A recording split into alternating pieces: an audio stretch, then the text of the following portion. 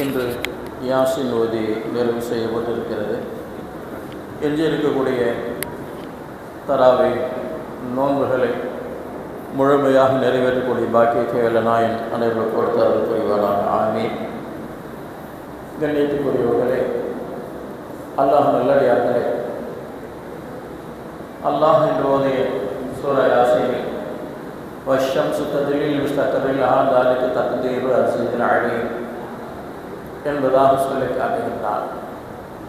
இந்த வானம், இந்த பூமி, இந்த உலகம் முழுக்க இந்த மனிதர்களுக்காக, மனித சமுதாயம் வசிப்பதற்காக அல்லாஹ் படைத்திருக்கின்றான்.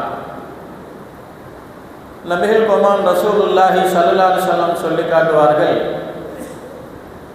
அத்துன்யா ஹுலிகலத்தும் வஅன்தும் ஹுலிக்தும் லில் ஆஹிரா. இந்த உலகம் உங்களுக்காக படைக்கப்பட்டுள்ளது, நீங்கள் மறுமைக்காக படைக்கப்பட்டுள்ளீர்கள் என்பதாக ரசூலுல்லாஹி ஸல்லல்லாஹு அலைஹி வஸல்லம் சொல்லி காட்டுவார்கள். கண்ணியத்துக்குரியவர்களே, அல்லாஹ் நல்லடியார்களே, இந்த பறந்து விரிந்த இந்த உலகம், இதில் எண்ணற்ற படைப்பினங்களை எல்லாம் படைத்திருக்கிறார். ஆனால் எதுவுமே வீண் இல்லை. ஒவ்வொன்றுக்கும் ஒவ்வொரு நோக்கம், ஒரு மக்சதை வைத்து அல்லாஹ் படைத்திருக்கிறார். நாம் நினைக்கிறோம் இதெல்லாம் வீணானது, இதெல்லாம் எதுக்கு அப்படின்ட்டு. ஒரு எறும்பாக இருக்கட்டும், கொசுவாக இருக்கட்டும், அல்லாஹ் ஒவ்வொன்றையும் ஒவ்வொரு அர்த்தத்தோடு படைத்திருக்கிறார். ஆனால் தன்னுடைய வல்லமை அல்லாஹ் இந்த உலகுக்கு, மனித சமுதாயத்துக்கு வெளிப்படுத்தி காட்டுகின்றான். இந்த உயர்ந்த வானத்தை நீங்கள் பார்க்கவில்லையா? கைரி அமைதி தூண்கள் இன்று நாம் இந்த பறந்து விரிந்த வானை, இந்த முகட்டை விரித்து மேலே உங்களுக்கு மேலே வைத்திருக்கிறோம் என்பதாக அல்லாஹ் சொல்லி காட்டுகின்றார். ஒரு சின்ன கொசுனுடைய, ஒரு ஈவுடைய இறக்கையை நம்மளாண்டு மேலே அப்படி நிறுத்தி வைக்க முடியுங்களா? முடியாது. பாருங்க, இவ்வளவு பிரம்மாண்டமான வானத்தை அல்லாஹ் தஆலா அடுக்கடுக்காக படைத்து நமக்கு மேலே எந்த தூண்களும் இல்லாமல் அல்லாஹ் நிலைநிறுத்தி வச்சிருக்கிறான். இதை உணர்ந்தா, இதை ஆய்வு செய்தால் இஸ்லாத்துக்கு வந்துடுவாங்க மக்கள், எல்லோரும் ஈமான் பண்ணுவாங்க. சிந்தித்து பாருங்க, ஒரு சின்ன நம்மளால ஒரு ஈ கொசு இதனுடைய ஒரு இறக்கை இருக்கு பாருங்க, அதை அப்படி மேலே அப்படி நிற்க ஒழிக்க முடியுங்களா? பாருங்க, கீழே விழுந்துருது. ஆனால் அல்லாஹ் தஆலா இத்தனை பிரம்மாண்டமான வானத்தை அடுக்கடுக்காக கீழே விழுந்து விடாமல், எந்த தூணும் இல்லாமல், எங்கேயாவது தூண் முட்டு கொடுத்துருக்கா பாருங்க? இல்லை, எதுவுமே இல்லாமல் அல்லாஹ் தஆலா தன்னுடைய வல்லமையை கொண்டு இத்தனை பிரம்மாண்டமான வானத்தை படைத்திருக்கிறான். அதே போல இந்த பூமி மக்கள் வசிப்பதற்கு தகுந்ததாக, ஒரே மேடாக இருந்துச்சுன்னா நம்ம வீடு கட்ட முடியாது, குடியிருக்க முடியாது, சரிந்து விழுந்து போயிடுவோம். அப்போ அதுக்கு தகுந்தாற் போல் தட்டையா கட்டடங்கள் எழுப்புவதற்கு வசதியாக, தோண்டுவதற்கு இதமாக அல்லாஹ் தஆலா இந்த பூமியை நம்ம வசிப்பதற்கு தகுந்தாற் போல படைத்திருக்கிறான். யார் சொல்லி கொடுத்தது? இல்லை, யார் நம்ம கேட்டால் எனக்கு இப்படி அமைச்சு கொடுக்கணும், இந்த பூமி இப்படி வேணும்னு இல்லை. இப்படி வானம், பூமி, இந்த உலகம் முழுக்க அல்லாஹ் இந்த மனிதர்களுக்காக வேண்டி திறம்பட படைத்திருக்கிறான். யாராலும் இந்த இடத்துல இது இப்படி இருந்திருக்க கூடாது, இப்படி இருக்கும்னு யாராவது சொல்ல முடியுங்களா? அல்லாஹ்வுடைய படைப்பில் குறை காணக்கூடிய அளவுக்கு ஏதாவது இருக்குதா? நம்ம அறிவில் வேணால் குறைவு இருக்கலாம், நம்முடைய சிந்தனையில் வேணால் குறைவு இருக்கலாம். ஆனால் அல்லாஹ்வுடைய படைப்பில் எந்த ஒன்றுமே குறை சொல்ல முடியாது. அந்த அளவுக்கு அல்லாஹ் தஆலா அற்புதமாக படைத்திருக்கிறான், அமைத்திருக்கிறார். இந்த உலகம், இந்த துன்யா, அல்லாஹ் என்று சொல்லக்கூடிய ஒரு அடியான் இருக்கின்ற வரைக்கும் இது ஓடிக்கொண்டே இருக்கும், இயங்கிக் கொண்டே இருக்கும். எப்போ அல்லாஹ் வணங்கப்படலையோ, எப்போ அல்லாஹ் இந்த பூமியில் அல்லாஹ்வுடைய பெயர் சொல்லப்படலையோ, அன்னைக்கு கியாமத் வந்து இந்த உலகத்தை அல்லாஹ் அழிச்சிருவான். எல்லாம் ஃபனாபாயிடும், எதுவுமே இருக்காது. இப்போ அல்லாஹ் சொல்கிறான் குர்ஆன்ல, ஒவ்வொன்றையும் நாம் ஒரு அளவீட்டிலே படைத்திருக்கிறோம், அதை மீறி எதுவுமே நடக்கிறது இல்லைங்கிறான். உதாரணத்துக்கு சூரியனை சொல்கிறான். இன்று ஓதப்பட்ட யாசனுடைய அத்தியாயம் நம்ம எல்லாருக்கும் மனப்பாடமாக இருக்கும். வஷ்ஷம்ஸு தஜ்ரீ லிமுஸ்தகர்ரின் லஹா ذلك தக்தீரு அஸீஸின் அலீம். சூரியன் அந்த சூரிய கோலை அதற்கு உண்டான நீள்வட்ட பாதையில நாம் அமைத்து இருக்கிறோம். அது கரெக்டாக ரொட்டீனாக பகலில் இத்தனை 6 மணிக்கு 6:30 6:30 6:45 அதுக்கு உண்டான அந்த நேரத்தில் அது கரெக்டாக உதயமாகுது. அது லேட் ஆகிறது இல்லை. ஆனால் நாம் சில நேரங்களில் லேட் ஆகிறோம். ஆனால் அது கரெக்டாக அந்த நேரத்தில் உதயமாகுது. மாலை நேரம் ஆனிச்சுன்னா மேற்கே போய் மறையணும், கரெக்டாக அது மறையுது. இந்த சூரியனை நாம் அப்படியே நிலையாக நிறுத்திட்டோம் அப்படின்னா உங்களால் அதை இயங்க வைக்க முடியுமான்னு நல்லா கேட்குறான். நம்மளால் முடியுங்களா? அல்லாஹ் சவால் விடுறான் மனித சமுதாயத்தை பார்த்து. அவனுடைய வல்லமையை உணர்த்துகின்றான். இந்த வானம், இந்த பூமி, இவைகளெல்லாம் சுற்றி கொண்டே இருக்குது, இயங்கி கொண்டே இருக்குது. அதுக்கு உண்டான நீள்வட்ட பாதைகளில் நம்ம அமைச்சிருக்கோம் சரியா. அதே போல் இந்த சந்திரன், சூரியன், இவைகளெல்லாம் அதுக்கு உண்டான அந்த கோள்கள் அதனுடைய இயக்கங்களை இயங்கிக்கிட்டே இருக்குது.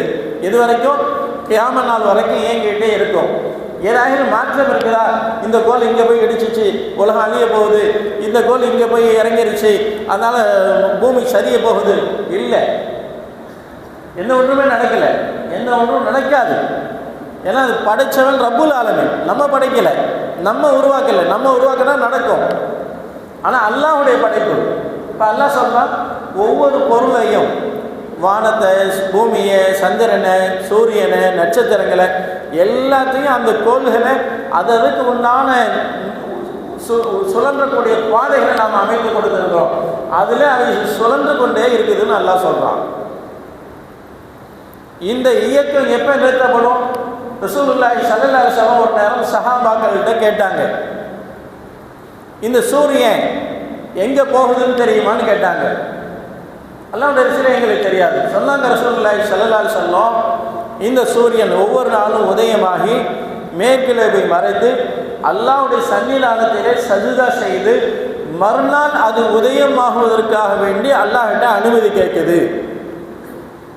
ஒவ்வொரு நாளும் இந்த நேரத்துக்கு இந்த தேதியிலே, இந்த கிழமையில், இந்த இடத்துல தான் உதயமாகணும் அப்படின்னு அல்லாஹ்கிட்ட சஜ்தா செஞ்சு அனுமதி கேட்குது. அல்லாஹ் அனுமதி கொடுக்குறான். அதுக்கு முன்னால் அந்த நேரத்தில் அது மீண்டும் கிழக்கிருந்து உதயமாகுது. மேற்கு மறைஞ்சது எப்படிங்க மீண்டும் கிழக்கு வந்துச்சு? யாருக்காவது நம்மளால் பார்த்தோமா? தெரியுதா? யாராலும் ஆராய்ச்சி செஞ்சு கண்டுபிடிக்க முடிஞ்சுங்களா? அது எப்படி அந்த சூரியன் போணுச்சு மீண்டும் கிழக்க? மேற்கு போய் மறைஞ்சிருச்சு, மீண்டும் கிழக்க எப்போ வந்துச்சு, எப்படி போணுச்சு? யாருக்காக அந்த ஆய்வுகள் நம்ம அறிவிக்கை கொள்ளப்படுதா? சொன்னாங்க ரசூலுல்லாஹி ஸல்லல்லாஹு அலைஹி வஸல்லம், ஒவ்வொரு நாளும் இந்த சூரியன் அல்லாஹ்வுடைய சன்னிதானத்தில் போய் சஜ்தா செஞ்சு கிழக்கிலிருந்து மீண்டும் உதயமாவதற்காக வேண்டிய அனுமதி கேட்குது. அல்லாஹ் அனுமதி கொடுத்து கொண்டே இருக்கிறான். ஒரு நாள் வரும், ஒரு நாள் வரும், அல்லாஹ் அன்று அந்த சூரியனை நீ இனி கிழக்க உதிக்க வேண்டாம், மேற்கிலிருந்து உதயமாகு, எங்கே மறைஞ்சையோ அங்கிருந்து வெளியே வா. அதுதான் கியாமத் என்பதாக ரசூலுல்லாஹி ஸல்லல்லாஹு அலைஹி வஸல்லம் சொன்னாங்க. சூரியன் கிழக்க உதிக்கிறதுலேருந்து மேற்கே என்னைக்கு உதயமாகுதோ அன்னைக்கு கியாமத்து உண்டாயிடுச்சுன்னு விளங்கிக்கிங்க அப்படின்னு அல்லாஹ் ரசூல் ஸல்லல்லாஹு அலைஹி வஸல்லம் சொன்னாங்க. அப்போ ஒவ்வொரு பொருளும் அல்லாஹ்விடத்திலே சன்னிதானத்திலே போய் அனுமதி பெற்று அதனுடைய இயக்கத்தை இயக்கிக்கிட்டே இருக்குது. இந்த மனித சமுதாயத்திற்காக வேண்டி, இந்த மனித சமுதாயம் சுகமாக வாழ்வதற்காக வேண்டி தன்னுடைய அல்லாஹ் தஆலா இத்தனை பெரிய பூமி கோலத்தை வானமண்டலத்தில் சந்திரனை, சூரியனை உருவாக்கி இருக்கிறாங்க. அத்தனை பெரிய அந்த நெருப்பு உருண்டை திடீர்னு பூமியில் இருந்தால் என்ன ஆகும்? இவ்வளோ உயரத்தில் இருக்கும்போது நமக்கு அதனுடைய வெக்கையை தாங்க முடியல. அதே போல் அந்த சந்திரன் அது குளிர்ச்சியை கொடுக்குது, அதே நேரத்தில் அது உஷ்ணத்தை கொடுக்கக்கூடியதாக இருந்தால் இரவு நம்முடைய தூக்கங்கள் என்னவாகும்? நம்முடைய இரவு நேர நிம்மதிகள் போயிடும். இப்போ அல்லாஹ் தஆலா அதையும் ஒரு அளவீடு கொடுத்து படைச்சிருக்கிறான். சூரியனா உன்னுடைய தன்மை இப்படி இருக்கணும், நீ கரிக்கணும். சந்திரனா நீ குளிர்ச்சியை கொடுக்கணும். நட்சத்திரமா நீ வானத்தில் மின்னணும். இப்போ அதுக்கு ஒரு இயக்கத்தை எல்லாம் படைச்சிருக்கிறான். இது எல்லாம் யாருக்கு? மனிதர்களுக்காக வேண்டி, அல்லாஹ்வுடைய படைப்புக்காக வேண்டி இதனையும் அல்லாஹ் படைச்சிருக்கிறான். சொன்னாங்க ரசூலுல்லாஹி ஸல்லல்லாஹு அலைஹி வஸல்லம், இந்த துனியா முழுக்க உங்களுக்காக படைக்கப்பட்டிருக்கிறது, நீங்கள் மறுமைக்காக படைக்கப்பட்டிருக்கிறீர்கள். கொஞ்ச காலம் வாழ்ந்துட்டு நம்முடைய முன்னோர்கள்லாம் எங்கே இருந்தாங்க? நம்ம போயிட்டாங்கல்ல. இன்றைக்கி நம்ம இருக்கிறோம், நாளைக்கு நாம் இருக்க போகிறதில்லை. இப்போ இன்னொரு தலைமுறை வரப்போகுது. அப்போ எல்லாம் போயிடுறோம்.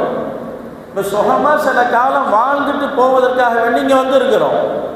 அப்போ மறுமைக்காக வேண்டி தயாரிப்பு செய்யணும். அங்கே போய் நிம்மதியாக இருக்கணும்னா அதுக்கு உண்டான தயாரிப்பு செய்வதற்கு உண்டான இடம் தான் இந்த பூமி, அதுக்கு உண்டான இடம் தான் இந்த மஸ்ஜித்.